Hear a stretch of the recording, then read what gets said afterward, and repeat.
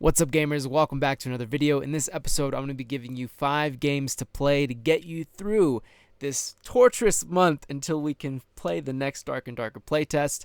Here are the top 5 games I have thoroughly tried out, have sunk many hours into. There are loads of fun. Maybe one of them will spark your interest and help you get through this very sad time that we're all going through right now together.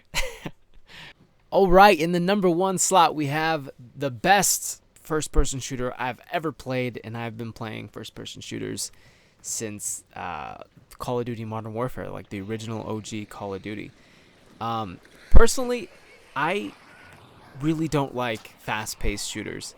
I did when I was younger, but as I've gotten older, it's too chaotic. It's too fast. It feels like I'm on crack or something. It's just not fun for me to play those. I understand a huge portion of the gaming community loves Call of Duty and all these other types of fast-paced games, but it's just not my forte, right? But I do enjoy slow-paced shooters that have a lot of strategy, a lot of tactics built in. So yes, you're still rewarded for your aiming ability, but it's not so much reliant on fucking cancel sliding and zooming around corners and all the shit. It's rewarding strategic play. I love that. And number 1, the top pick I've sunk over, like, let's see here, I have over 2,000 hours, 2,249 hours total. This game is so good, so addicting. You are a hunter. I'm going to give you the background. You're a hunter in the Bayou, Louisiana, I believe, Bayou. And you are trying to go into these maps. It's kind of like a looter shooter / battle royale. You're up with 12 other people. You can play as a solo, you can play in duos, or you can play in a squad of a trio. You're going into these maps, you're finding clues, you're searching compounds for clues. And once you get these clues, it then leads you to the boss, which you have to kill, you have to banish, and then once you finish banishing, you have to pick up the token and take the token to an extract point to then get money that will then fuel your future loadouts. You have to buy everything from your hunter to your tools to your consumables to your guns, everything. And if you die, you lose it all. But it's not so punishing like Escape from Tarkov or Marauders. It's very easy to just go right back into another game. Losses sting, but they're not super painful. It's very easy to cope with. The gameplay loop is pretty straightforward, but extremely rewarding. And the gunplay, oh my god, the sound and the gunplay in this game are fucking unreal, man. The best sound I've ever experienced playing any game, and some of the best gunplay because there's no automatic weapons. Well, there's one automatic weapon, but it's kind of ridiculous and super hard to control. Again, you're rewarded for being tactical, being strategic. Yes, good aim is also rewarded. It's a thing, right? First-person shooter. But a lot of this is around stealth and making the right plays. So even if you're not good at first-person shooter games, even if you're not the best, getting into Hunt, you can still have a lot of fun, and it's not this huge, crippling, detriment if you're not a fucking god when it comes to shooters. So definitely try it out. It's let's see, right now it's on Steam for, let's check this out, $40 and completely worth the price. I would pay fucking $80 for this game. It's so amazing. It's given me so many countless hours of entertainment. I would definitely consider checking it out. All right, next up we have Heroes Hour. If you like top-down strategy games that are single player, unfortunately this doesn't have multiplayer. I think if they added multiplayer it'd be fucking amazing. But if you like single player games, then this is definitely for you. In Heroes Hour, you control a faction. There's many factions to choose from. I think there's about like 9. You take these factions and you get heroes, and these heroes start at your town. Every day you can build a new building in your town, from anything from a fort to a tavern, things that can let you buy items, sell items, recruit different types of units. And then you're building these armies of units And then you're going to different points on the map where there's different like creep camps, and you kill these creep camps for resources, taking control of different buildings that produce resources, items, and you're slowly building your army up, and you're slowly leveling your hero up to eventually fight the other teams that you have on the map, the other AI.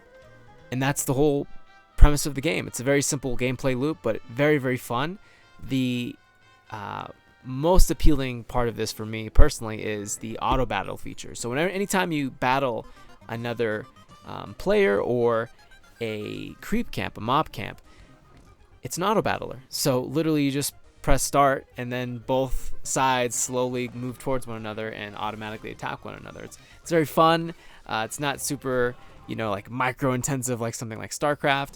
There are spells you can use during these battles to help augment your troops or deal damage to other troops or cast debuffs on other troops, which is also very fun. You can get access to different spells as you level up your heroes, or throughout different points in the map. There are like shrines and different things that can, teach you spells in exchange for money, or like one I did was you sacrifice your mortality, your humanness, and become an undead, and that gives you access to different spells.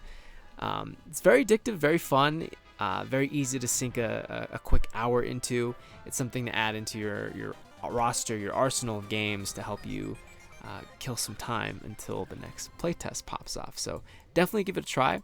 I have put in 26 hours, so not a ton, but enough to enjoy it, and I come back to it every so often.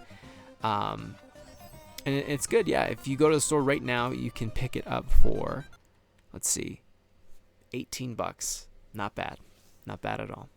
Next up, we have another single player game, top down. You're gonna see a theme here with top downs. For whatever reason, they just that style of game happens to have a lot of good games in that category. In this game, it's called Crawl. You can play against AI, or you can play with friends, but there's no like multiplayer where you can just hop into a lobby, match up with random people. They have yet to add that. Again, if they did add that would be fucking amazing. I think this game would then explode with popularity. But as it stands, you can only play with friends that have the copy of the game. And I think there might even be like a third-party way to finagle that as well. But I forgot to add this in. You can pick gods to worship before you start a match, and these gods give different effects. Like, for instance, one of them makes your monster stronger. One of them lets you start out with like a weapon or a vampiric ring. Different, little bonuses to make things even more interesting. Basically, how this game works is you all start in a dungeon, level 1 of the dungeon. You wake up, you got to kill each other, and then whoever survives out of that initial brawl becomes like the starting person, basically, to go through the dungeon. Everyone else who has died in that fight become ghosts. Ghosts can animate different objects to throw to deal damage to the player, the human player, the one that is alive. The human player is trying to go through the dungeon, break open gold chests to get gold, visit the shop to then get different items, different abilities, rings, weapons to help make the human stronger so that they can better kill monsters in the dungeon. There's also these little pentagrams in random rooms that the ghosts can then use to summon a monster. As you go through each floor of the dungeon, every time you reach a new floor, everybody gets to level up their monsters based on how long they spent as a ghost or a human. So if you spent the majority of the round as a human, that's good because you got to get a lot of gold. You probably got some items. You're in the lead, so to speak, but you didn't get a lot of wrath, which is what they call it. It's like their point system. And wrath is used to upgrade your monsters. So if you go the entire first round as a human, awesome. You got items, got gold, great. But every other player, because they were not the human, they get even more wrath. So they get to upgrade their monsters, which in turn makes it much easier for them to kill you. The person who gets the last hit on you that kills you, they then become the human, you become a ghost, and the cycle then continues. The point of this is to get strong enough by getting items, getting different things that give you stat bonuses, spells, weapons, to then tackle the boss. And there's 3 different bosses. One of them is like a Hydra. One of them is like this ancient relic god that's like half buried in the sand. And the other one is this big monster with like one-eyed Cyclops blob looking thing. You have to kill the monster, and if you do kill the monster, you win the game. However, if any player fails to kill the monster 3 times, so not like each player gets 3 times to kill the monster, it's collectively shared. So if I lose 3 times, to kill the boss, then the game ends for everybody. Everybody then loses. So you kind of have to be strategic about when you tackle the boss. You have to be mindful of like, okay, am I strong enough? Do I have enough good enough gear? In the meantime, like while you're trying to get this gear and gear up so that you're able to tackle the boss, the other players are trying to kill you and do the exact same thing. So it's pretty fun. Matches are pretty quick.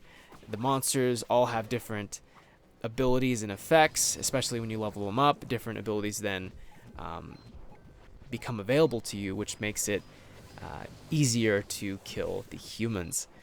Very fun. The game is right now on Steam. It is, let's see here, $15. Not bad. I have sunk 26 hours, about the same as Hero's Hour, and it's a lot of fun. It's something I'll occasionally come back to for some enjoyment. And I've also played with people in the same house, because one person can use the mouse and control all of the movement, all of the attack, everything you need to do can be controlled by the mouse, and the other person can then use the keyboard to attack. So if you have like a friend at your house, or maybe a sibling, this is something that you can play with them as well for some added enjoyment. So definitely check it out. It is worth the price. Next up, we have Battle Brothers, another top-down single-player game, strictly single-player game, where you take a mercenary company that you just start, brand new mercenary company, and you got to build this company up in strength, in renown, fame, prestige, to get better missions, better quests that will pay you more gold to then keep basically this gameplay loop in action. It's very hardcore. You will die a lot. It's extremely difficult. Even on all the easy settings, it's fucking hard. You will die so much. But that is half the fun. Trying to keep your band of mercenaries alive, healthy, well-stocked and supplied, and trying to fulfill and complete these missions so you can get as much gold as possible to stay ahead of the curve of cost that it takes just to maintain your company of soldiers, and also replace the soldiers, recruiting new soldiers from different cities in towns that you travel to, because you're gonna die. Like, you're gonna lose members every battle. The combat is fucking unforgiving as hell. Yeah, there's some things you can do, like you visit like temples to heal and bandage up your men, but it is a very brutal experience. But it's very addictive. I have sunk a little over 10 hours, not the most, not the most amount. Oh, what am I got? Not the most amount of time in this, but all those 11 hours, almost 12 hours, have been very, very enjoyable. I picked up all the DLC, which totals about, let's see, if you go to the store right now, you can get it for $60 in total with all the DLC, or just $30 for the base game. So it's a little bit on the pricier end of things, but for the value you get, I think it's totally worth it, and it's moddable. So if it is too unforgiving, if it is too hardcore, and you want to make it a little bit easier, you can go on Nexus Mods to pick up some mods to help boost your starting resources, or give your mercenaries a little bit more of an edge, so that it becomes more manageable. A lot of fun. I haven't really seen this kind of game before. It's very interesting, very unique, and definitely worth checking out. Okay, last up we have Running with Rifles, yet another top-down single-player and multiplayer game where you control a soldier, one of many on the battlefield. You're not special. You're not super OP. There's no classes. You're just a run-of-the-mill soldier, standard equipment, and you're trying to fight in this war to gain territories, gain ground, to eventually get all of the territories on the map to then win that match. In the game, you can buy weapons from your armory by spending RP. I think maybe they're called rifle points. I'm not exactly sure what they're called, but that's like the in-game currency, basically. You can't buy this currency with money. It's only earned in-game by picking up weapons that are like higher tier weapons, which you can then sell to the armory for RP, or you can find items like postcards, MP3 players. There's some like funny little Easter egg items in there that are worth a lot. Briefcases, laptops, Playboys, and then you sell these to the armory for RP so that you can buy better guns or use airstrikes, or call in support, infantry or vehicles, bombing runs, all sorts of different radio call outs that you can use in exchange for RP to help turn the tide of battle. There is a modern campaign with like modern weaponry, modern tanks. There is a Pacific World War DLC where you can fight as the Japanese or the United States, and then there is a like a World War II DLC, World War I DLC that you play as Germany or the Allied forces, and you have that type of era's weaponry and vehicles, and it's super fun. It's very enjoyable, whether it be single player or multiplayer. I've had fun on both. There's if you want to do PvP, that is specifically restricted to having no like ability to see everybody all the time. There's like a fog of war, and you can only dispel that by standing up. If you hide behind cover, you're only restricted to what you can see around you, just as if it was in real life, like you can't see through a wall. But there is an online co-op mode where you play with other players against the computer, and it's very difficult. It's don't underestimate the whole single player co-op thing. Like, it's very challenging. You die very easily. There are armor types that you can buy that protect you from like one single shot and degrades massively after that shot, but beyond that, you're gonna die a lot. But it's very fun because you reset with all your equipment. Not the prior equipment that you already had before you died, but you get like basic starter equipment, and it's really addicting. Yeah, it's fun, it's fast, it's easy. You can come in, play for 10-20 minutes, and then pop out to make some food or do whatever you got to do. I have currently sunk over 128 hours. Wow, almost 129 hours. Crazy. Ton of time in this. Super, super fun. I played through all the single player campaigns. But for let's see the price real quick. For a $15 game, this is just ridiculous value, okay? Like underpriced. Definitely get it, especially now if it's for 15 only. It's a load of fun. You will thoroughly enjoy yourself. Definitely check that one out. All right, thank you so much for watching this video. I hope some of these suggestions piqued your interest and you are now running full speed to the Steam store to pick one of these up so that you can make this waiting experience until we can hop on the next playtest a little bit easier to manage, to withstand. So yeah, thanks so much for watching. Please like this video if you liked it, subscribe if you want to see more, and I'll see you in the next one. Thank you so much for watching this video. I hope it was entertaining. I just want to take this moment to thank all of the patrons. I appreciate you guys. Thank you for supporting my goal of doing this full time. I want to give you a non-stop torrent of really funny, really entertaining, really informative, dark and darker videos. I want to make this the full-time thing that I do to support myself and just devote most of my time to just giving you epic videos, okay? And you're helping me do that. So thank you so much. You guys fucking rock.